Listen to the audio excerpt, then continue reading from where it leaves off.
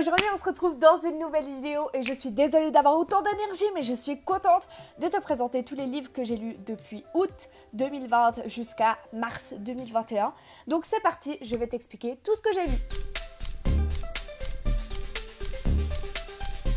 Alors, je vais commencer par te dire que si jamais j'ai fait une autre vidéo qui disait toutes mes lectures entre juillet et août 2020, donc si ça t'intéresse, je te mets le truc je sais pas où il est, donc l'un des deux. Allez, je te dis là. Alors je suis enrhumée, du coup c'est pour ça que j'ai ma voix d'il y a 2 ans et ça m'énerve parce que j'ai toujours le nez bouché en fait et ça m'énerve. C'est juste que là je suis malade hein, parce que grâce à mes amygdales, heureusement je parle normalement, mais là pas, donc voilà, désolée pour vous. Dans la dernière vidéo, j'avais dit que j'avais fini 50 nuances de Grey. Et là, je vais te dire que j'ai fini 50 nuances plus sombres. Ou peut-être j'avais déjà dit que j'avais fini le 2e tome. Mais en gros, j'ai fini le 2e tome. J'ai toujours pas commencé le 3e tome. Ça fait peut-être 1 an. Non, je crois que celui-là, je l'ai lu entre temps. J'avais fini le 1er et j'ai commencé le 2e, je crois. Donc c'est le 2e tome et le 3e tome, 50 nuances plus claires. Je vais le lire. Je l'ai toujours pas lu. Je crois que ça fait 1 an que je me dis qu'il faut que je le lise. Ouais, je vais le lire, t'inquiète pas. Mais là, pour l'instant, bah, j'ai eu beaucoup de livres pour les cours que je devais lire.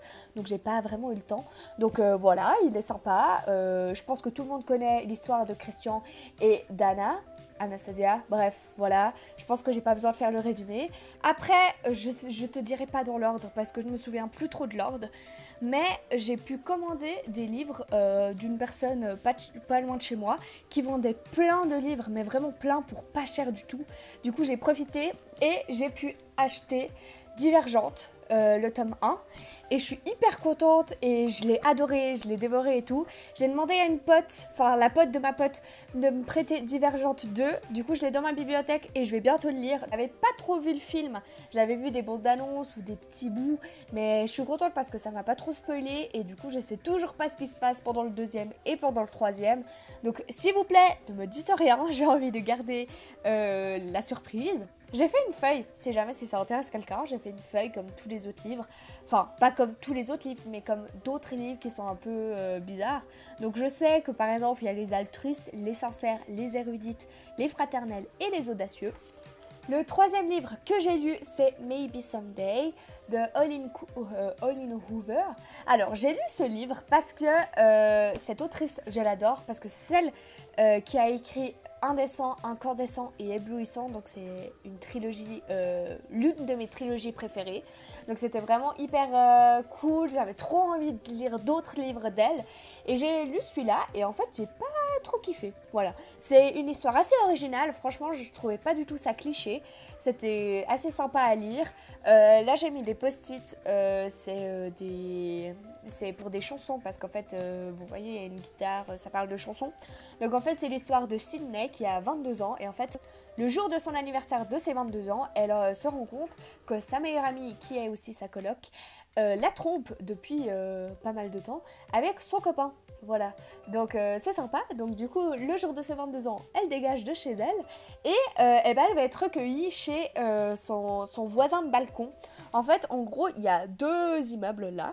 Elle habite ici et elle va être repêchée par le gars là. Et du coup, en fait, lui, il jouait de la musique sur son balcon et elle l'écoutait et tout. Et bah, ça va être une histoire d'amour assez bien. Sur le moment, j'ai adoré, mais en fait, en y repensant, je crois que j'ai pas plus kiffé que ça. Durant la lecture, c'était bien, mais après, en y repensant, pas ouf. Donc, je te le conseille peut-être de le louer ou ouais, chercher à la bibliothèque, mais pas de l'acheter parce que, ouais, je sais pas. Il est sympa, mais sans plus.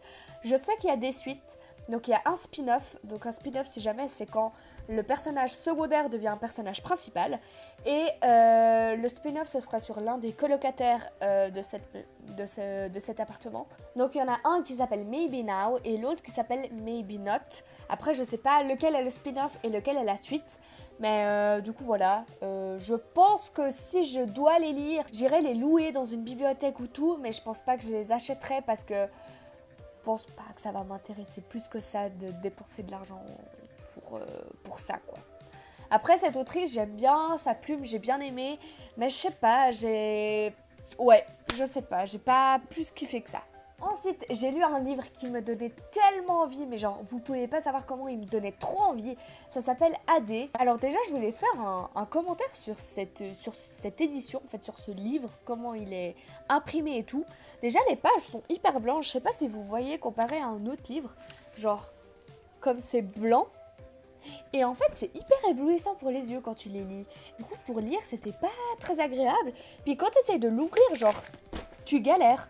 Et je sais pas, j'ai pas trop aimé. Mais cette histoire, elle me donnait trop envie parce que sur Amazon, du coup, j'avais lu les 4-5 premiers chapitres. Et il me donnait trop envie, mais genre trop envie. Et du coup, je me réjouissais de cette histoire. Parce qu'en fait, ça parle d'une fille qui s'appelle Adé, qui va aller en colocation avec le fils de sa prof de danse, qui s'appelle Anthony. Et en fait, ce sera un petit peu un... Tu me fais chier, mais je t'aime, et puis voilà. C'est une histoire d'amour, en gros. Et elle est danseuse, comme vous pouvez le voir. Et il y aura toute une histoire sur son ex, sur sa famille et tout, sur ses amis, sur l'amitié et tout et tout. Donc c'est assez sympa. Après, je crois que je m'étais tellement fixé une image de ce sera un coup de cœur, ce sera énorme, qu'en fait j'étais un petit peu déçue. Mais vraiment, il est bien. Hein. Mais après, il y avait des moments où j'ai pas tout compris. Les réactions en fait. Des fois, genre j'étais là, mais tu veux dire quoi par là? Genre, des fois je comprenais pas vraiment. J'adore parce que je fais, il est bien. Non, il est bien. Et je te le conseille si t'as envie de passer une lecture assez prenante. Hein. Elle est hyper addictive cette histoire. Moi vraiment, je l'ai fini en 2 jours, je crois, tellement c'était addictif et tellement j'avais envie de lire vite et de savoir la suite. Et vraiment, il est assez bien, donc je te le conseille. Mais juste, essaye de ne pas prendre cette édition parce qu'elle n'est pas ouf. Ensuite, je vais te parler d'un dernier livre personnel et ensuite on passera aux livres que j'ai lus en classe, mais qui sont pas forcément nuls. Hein. On dit toujours que les livres des cours sont nuls. Non, c'est ok. Alors, c'est Blessure muette, c'est encore une histoire d'amour qui est très courte. Elle fait 200 pages, mais bon, c'est quand même bien écrit sur les pages. C'est une histoire d'amour gay de personnes en situation de handicap. Donc, il y en a un qui est muet et l'autre qui a des blessures suite à un accident. Donc en fait, ça va, enfin c'est bien trouvé Blessure muette. Déjà le toucher de la couverture, je l'adore. J'avais vu une vidéo sur une fille qui disait que c'était vraiment un énorme coup de cœur et que c'était la première fois qu'elle avait un coup de cœur sur un si petit livre. Et je pense que c'est ça en fait qui m'a pas fait avoir le coup de cœur parce que oui, c'est un livre très bien, il était hyper cool, j'ai passé une bonne lecture et même en y repensant, il est bien. Mais j'ai pas de coup de cœur, tu vois, j'ai pas appris à connaître vraiment les personnages, je trouve. Alors, ça parle de Noah et Hayden, je sais pas comment on est censé le prononcer, mais en gros, Hayden c'est un gars qui vient d'emménager dans un immeuble et en fait son voisin c'est Noah et il va se passer un petit truc d'amour quoi. Il est vraiment pas mal, si tu veux le lire, lis-le. Moi ces temps je suis assez intéressée par les situations de handicap, les personnes âgées, les trucs comme ça. Par exemple j'ai commandé un livre qui s'appelle Âge tendre, donc ça parle des personnes âgées qui ont l'Alzheimer.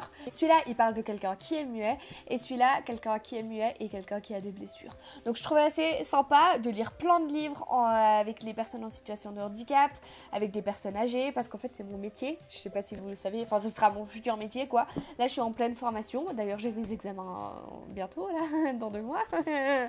Et puis voilà, donc en parlant d'examen, on va poursuivre avec les autres livres que j'ai lus pour les cours. Donc on va commencer par l'un de mes préférés, c'est Les Justes. J'ai trouvé vraiment hyper bien, donc c'est de Albert Camus. Je l'ai trouvé bien, c'est une pièce de théâtre, donc elle est assez facile à comprendre. En fait c'est des faits historiques, donc c'est les personnages. Ils sont pas tous réels, mais je sais qu'il y en a quelques-uns qui sont réels et les faits historiques sont réels. C'est une histoire qui se lit assez rapidement, assez vite. Ça fait 150 pages en tout. J'ai trouvé ça assez bien. Il faut que j'arrête de dire assez. Et puis je trouve que le style d'écriture est assez compréhensible. C'est pas quelque chose d'horrible à comprendre, du vieux français ou des trucs comme ça. C'est assez sympa. Contrairement au Mariage de Figaro de Beaumarchais, qui a été écrit beaucoup plus tôt, donc du coup, qui est assez bizarre niveau mots, niveau vocabulaire, parce que c'est, je sais pas quel siècle, mais en tout cas c'est assez vieux. Mais je te conseille, parce que ça c'est aussi une pièce de théâtre, de le lire en regardant la pièce de théâtre sur YouTube. Sur YouTube, notre prof de français nous a envoyé un lien. Donc si tu veux, je te le mets aussi en lien de barre d'infos là. Et en fait, j'ai lu les 3/4 du livre en regardant la pièce et vraiment ça m'a grave aidé. Du coup, tu sais que si la pièce dure 2 heures, et bah t'as 2 heures pour lire ton livre et puis après c'est cloué, c'est ok. Et bon, moi j'ai pas tenu, hein. J'ai arrêté à 1h40 je crois. Mais du coup c'est assez sympa. Et à la fin il y a un retournement de situation. Du coup moi je ne savais pas le retournement de situation. Donc lis-le jusqu'à la fin parce que sinon tu comprends rien, ok? Si jamais, ça fait partie d'une trilogie et c'est le 2e tome. Donc si jamais le premier tome, tu l'as peut-être lu en cours, c'est Le Barbier de Séville. Et le 3e tome, c'est La mère coupable. Donc si l'un des 2 livres te dit quelque chose, c'est peut-être que tu les as lus en cours. Je sais qu'ils sont pas mal utilisés pour des travaux en classe. Contrairement au style d'écriture qui est assez facile dans d'autres vies que la mienne, je vais te parler d'un livre qui est très compliqué à comprendre vocabulairement parlant. C'est Allah n'est pas obligé d'Amadou Kourouma. Alors, c'est une histoire, en fait c'est presque une bibliographie parce que c'est Amadou Kourouma qui est allé faire une séance d'information ou je sais pas quoi, il est allé parler devant des personnes et en fait les enfants du Libéria je crois lui ont demandé, j'ai peur de dire de la merde hein, mais je crois que c'est des enfants qui lui ont demandé de faire un livre sur les enfants soldats parce que ça parle d'un enfant soldat et du coup c'est assez intéressant, c'est assez compliqué surtout à lire parce que ça parle de tuerie, ça parle de massacre, enfin pas forcément de massacre, ça parle de tuerie, ça parle de viol et tout ça avec un détachement mais total parce que c'est juste un enfant en fait mais qui porte une kalachnikov et je trouve ça assez compliqué à comprendre. Des fois il y a des pages mais des pages entières que Kourouma a voulu écrire pour faire des faits historiques mais du coup là c'est du bon français mais le reste du livre c'est vraiment où il y a un mot sur 3 qui manque donc des fois c'est assez compliqué, il n'y a pas de jeu, il manque des mots quoi donc c'est assez compliqué à comprendre mais après ça va, franchement c'était une bonne lecture pour les cours, pas une bonne lecture personnelle en tout cas. En fait, c'est l'histoire d'un enfant qui a perdu sa mère qui avait un ulcère et tout, qui est morte à la fin. Et son père, bah, je crois qu'il en a jamais eu.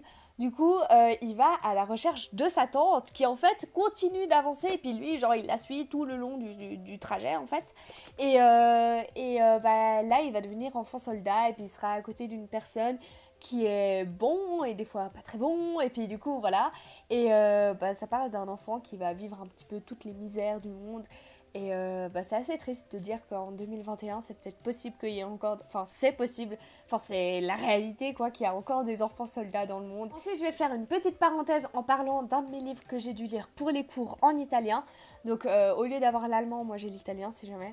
Et du coup j'ai lu Io e te de... Voilà, je sais pas comment ça se dit, hein. Je suis pas nulle en italien, mais genre j'ai jamais réussi à dire son nom, du coup j'ai pas envie de me ridiculiser.